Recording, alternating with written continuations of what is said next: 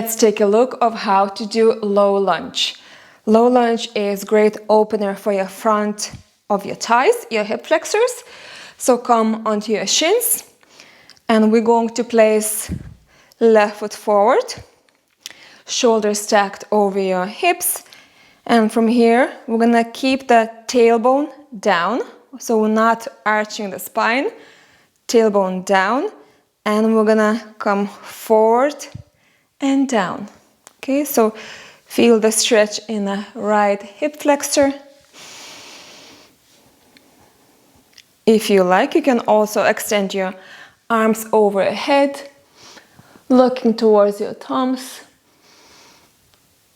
spending 20-30 seconds, and slowly coming back.